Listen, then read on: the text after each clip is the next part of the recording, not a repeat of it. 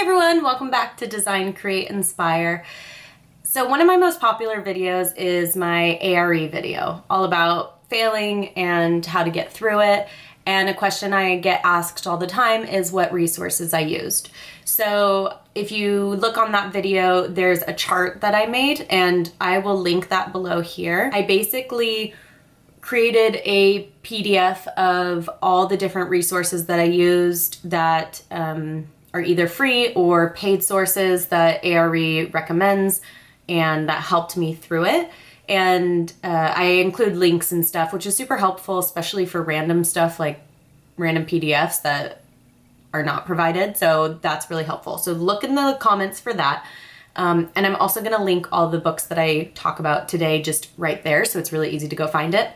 But I thought I would just take you through a few of them that would benefit you, and also like what they're about and how they helped me and whatnot, and what exams they worked for. So the very first book that I'm going to take you through, I'm not going to like take you through the whole book, but I'm just going to like give you an idea, is the Architect Handbook for Professional Practice. So this is actually the student version. I got this one when I was in school, and I have the professional one as a PDF.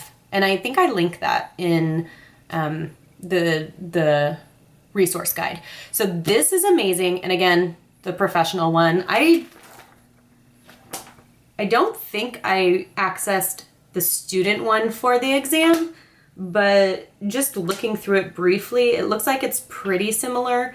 I provide a PDF that is really cool that shows you which areas, actually no, I don't think I provide a PDF of the handbook, but I provide a PDF that shows you exactly how to study it. So it's super helpful because it'll take you, it'll give you a breakdown of the whole book and what to study per section for what exam. So this book, again, the professional one, I think it's blue. This one is used for every single exam. So this is like one of the most important books I used other than the ARE 5 manual. That one was super helpful, or handbook. That one was super helpful for me too. But otherwise, the Handbook for Professional Practice, 100%, you need to get it if you are taking the AREs. Super, super, super important. Again, this is the student version. I'm not sure the overlap, but check it out. I mean, you could always start. If you have this from school, start. Oh, I do want to say too, I've kept on hold of quite a few of these just to keep in my architecture library. And I'm going to do another video on what's in my architecture library that's different than, just my ARE books. But I think it's important. I see a lot of people, as soon as they're done with their last exam, all the books are up for sale. They're like, get this out of sight, out of mind. But I've actually found a lot of these books are super helpful in the professional world for detailing, or even if like a question comes up about a contract.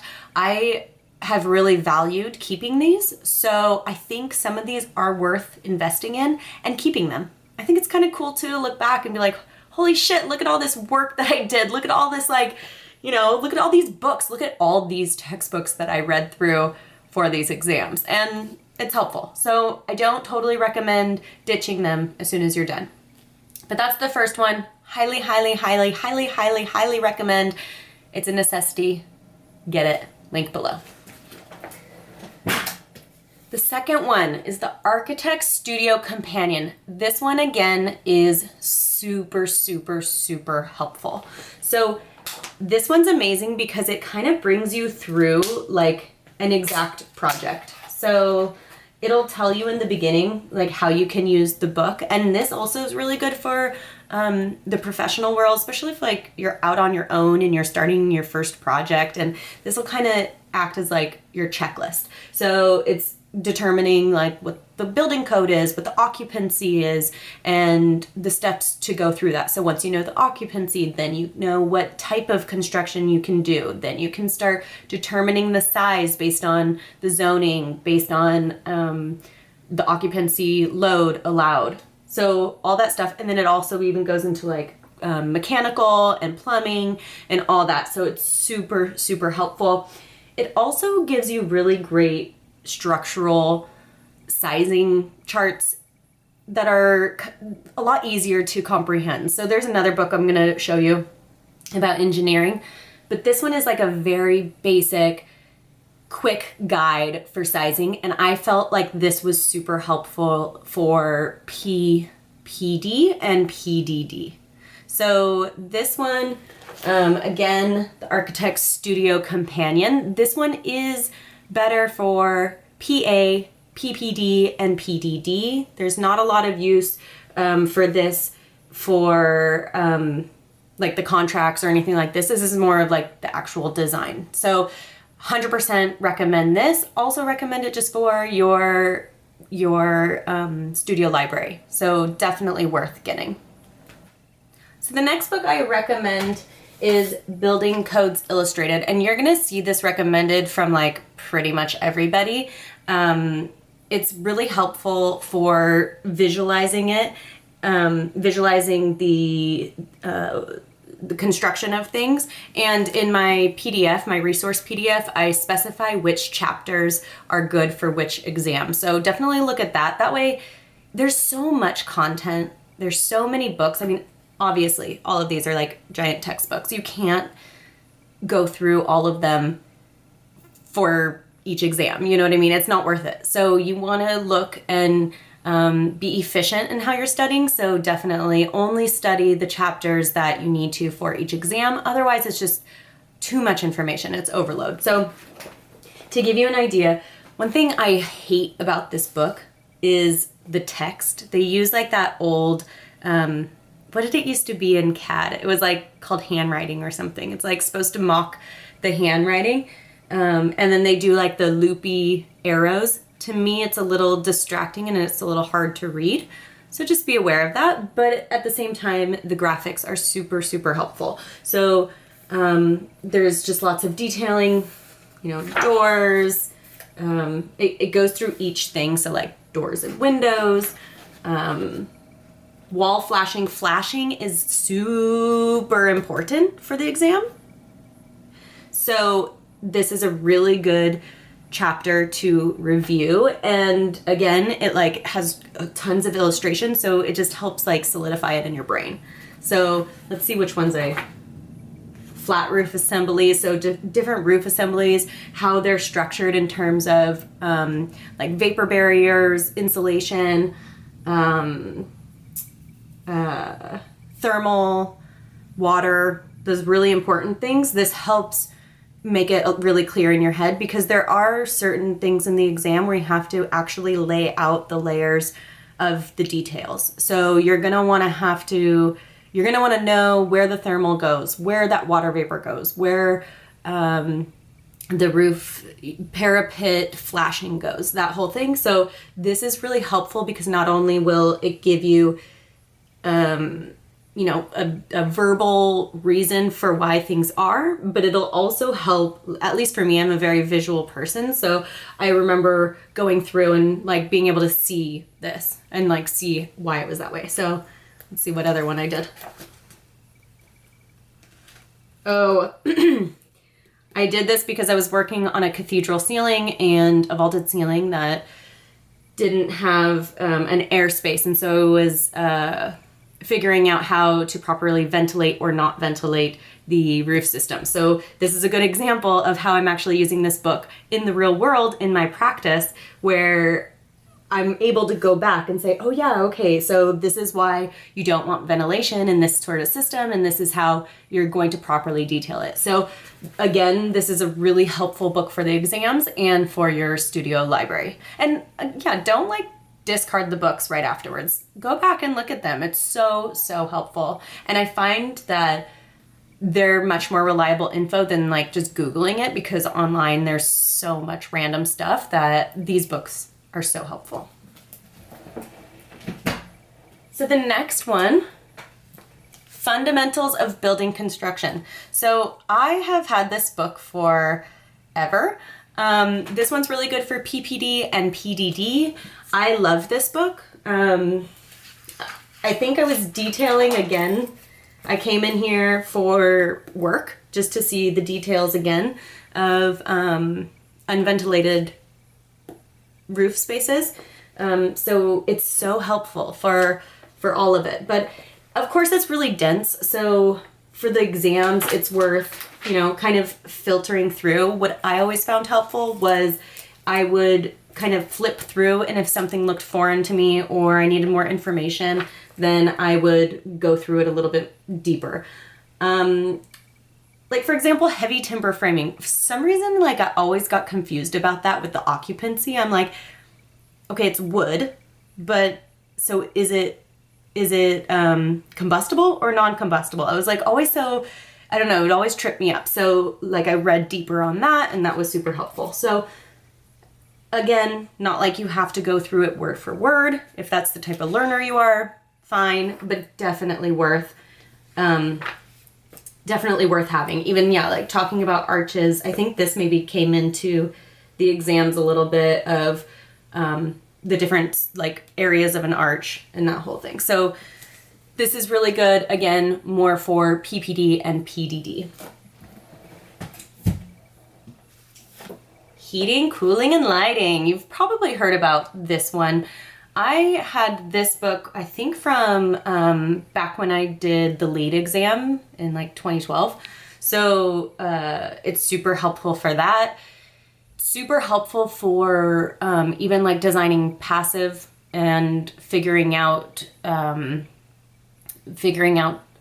to design for light. I have on my notes that it's for PPD and PDD, but I want to say that this would probably be helpful for like even PA, because it's talking about lighting. So I don't have that in my notes for PA, but it might be worth exploring for that. It talks a lot about like electrical lighting, which you're gonna need to know electrical. And it talks about like thermal envelope, which is super, super important. Talking about like thermal insulation, vapor barrier, that whole thing. Talks about ventilation and even like passive ventilation, where to put louvers, how to orient louvers, how to orient overhangs. Those are all things that you're going to be asked on the exam. For example, for my exam, I had to place the overhangs and louvers on the right orientation of the building, and I had to make sure that they were facing the right way. So that's an example of a question that you might get, that you're going to want to have an understanding of, obviously where the sunlight is, but how those louvers and overhangs affect where you are in what climate, all that kind of stuff. So that is super important, and that's where this book can go a little bit deeper into that and give you a really good understanding. Also, again, great to just have in the library. I haven't used this one yet for professional practice, but I can imagine that it would come up, especially with the heating and the cooling in terms of like load calculations and that sort of thing. All right. Excuse me. Simplified Engineering. Here's another one you hear a lot about. I had this book from structures class, from structural engineering, and to be honest, I did not open it much for the exam. I hear it's super important.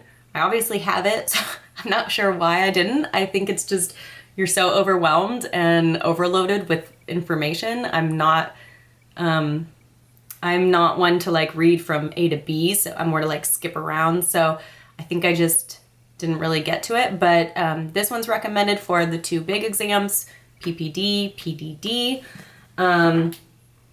I think too, it's just like less visual. And so for me, being such a visual person, I was like, too much information. But like, there's like live load, dead load calculations and how to factor those. So I would recommend even, like requirements for sizing for columns and beams. I would recommend having this because it's really important, and not necessarily going through it word by word, but maybe if there's a question that you have, like if you went through one of the, if you get a question for engineering and you're not quite sure and you want to just know more about it, come into here. Cause like this talks about like columns bending and buckling. It has like the actual, equations, like PN over PO plus MN over MO equals 1 and how to calculate those. I don't think it's worth diving that deep and granular. I think it's more important to have an overview and understanding. So like, what does that mean? You know what I mean? Like, not that you have to actually calculate it, but like, what does it mean for the column to bend? What, if you add pressure here and here, how does that affect the column? So like understanding more of the philosophy, I guess, and because that's the type of questions they're going to ask you, like, where on this column can you add more stress, or like, where can we put a hole in this column to run a wire or whatnot. So like having that understanding of moment and bending and load is good. I think this can get a little too detailed, but it's still good to have. And again, more as like a get more detail in an area that you're not as familiar with. So sun, wind, and light. This is another one that I had from back in when I took my lead exam, and it kind of works with the heating, cooling, and lighting. This one's more passive because it's definitely talking more about the sun, the wind, the light, obviously, but how to capitalize on those, and so how to design properly. So I mentioned the other one isn't mentioned for PA, and that it maybe should be, but I think this is definitely more for PA and PPD because it's dealing with more of like orientation, where the sun's hitting, how to capitalize on cross ventilation, and comfort zone, which comfort zone is definitely highlighted in the exams. Let's see what else is in here. Yeah, so this one, I didn't really get through this one as much either for the exam. But I think I had kind of a good grasp and understanding of passive design and wind, sun, and light. So I think that's why I didn't dive too deep into it, but it's still helpful to have. I mean, even like diagrams like this of sun and how to deal with that in certain circumstances, because there's definitely going to be information like that on the exam. How to deal with light in like an urban setting, that's really important, and like cross ventilation. So this is all good stuff to have. Again, I didn't necessarily open it for the exam. It's recommended by AIA or NCARB. So I do recommend getting it, especially if you don't have a very good, strong understanding of these principles. So, and I don't think it's that expensive. So I have a link for it. And yeah, as I mentioned, it's good for PA and PPD. And then I just had this one because I did the Amber videos, which I highly recommend for PPD and PDD. It's pricey, so I just did a month of it, which was still worth it. And then you get this workbook, and the workbook brings you through what exactly they talk about. I didn't necessarily go through the workbook, like you'll see a lot of it's blank. I didn't really go through it word for word, but what was helpful for me is if there were certain questions that I needed to dive into a little bit more, I could go on here and do the questions and get a better understanding. So this obviously just comes with the videos if you get it, but I just thought I would show you just so you know that I did use that. I did find it super helpful. And yeah, there's 3 more books that I have that are architecture books. I was gonna maybe just put them in another video for like what's in my architecture library, but I'm just gonna show you real quick. I didn't originally think I was gonna do it because they're not on the recommended list from the ARE or for the ARE, and there's already so many books recommended that I don't want to like overwhelm. But they're worth kind of mentioning because I think they're good books. So the first is Architecture, Form, Space, and Order. I looked on my thing and I didn't see it on here, and so I'm a little surprised. This one is more like theoretical architecture, like well, I don't know what the word is. Like hierarchy, linear, radial, clustered organizations, that sort of thing. And I think that's briefed on a little bit in one of the exams, maybe PA. So that is, helpful. But these are also just really good principles, that's the word, to know for architecture. And I have this from school. I think I even have it from undergrad because it's just information that you need to know. But I do think it could be helpful for the exam. Again, it's kind of stuff you know. If you don't have it, you don't have to go out and buy it, but it is helpful. If you're in school right now, get it because it's super, super helpful with like understanding the principles of architecture. But if you're not in school, you're just studying, you don't have to get it, but just thought it'd be worth a mention.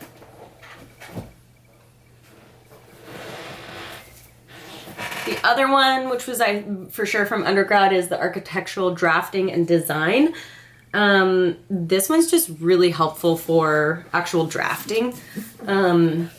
And those sort of principles. I mean, it even goes into like rudimentary stuff like text, but there's other stuff just like exterior features, solar energy, insulation, site analysis, and planning out the site analysis too. So it's more for like when I was first learning how to like lay out a plan and that stuff. So again, not totally needed for the exams, but just a really good book to have. And if you are interested in perfecting your floor plans and your notes and your like dimensions and that sort of thing, this is worth checking out.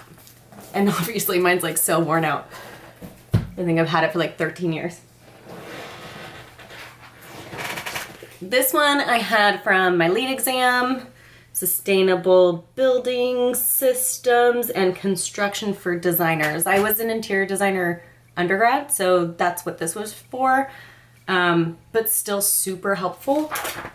I think this one is so helpful for the exams. I mean, is this really not on here? This should be on here because it is really helpful. Like even showing waste stacks and vent stacks. This is going to be needed for the exam. You have to know waste and vent and like how they're connected, what they're connected to, and be able to call them out. So that's super important. You may be able to, there's probably information like that in those ones, but this is just a really good book to have. And again, like one that is good for the studio. Last one. Another one. Construction drawings for interiors and details. So again, this was from when I was in interior design, but this one has really good like detail information and how to detail interiors, which is hard, honestly, like millwork and like detailed plans. So, and it even talks about like master format and specs, which you have to know for the exams. So again, not required on for the exams, but just if you're looking to expand your knowledge and want a good book, this one is a good book too. All right, guys, so that is the bulk of like my physical books. Again, I have PDFs and other ones. So that wasn't the only thing, those weren't the only things I studied for the exams, but something I thought I would bring you in on. I will link all of those, and I will also link the resource guide. Let's see, I'm gonna make another one that's just about like my studio books that aren't related to the exam, because I think those are always great to have too. So stay tuned for that. And if you have any questions about the exam or the process or the books, reach out. I'm always available. I get back to you guys as soon as I can. You can leave a comment here. You can email me. You can reach me on Instagram at BeYoungDesign, and make sure to subscribe, follow, review, rate, all the good things. And I will see you guys soon. Thanks so much. Bye.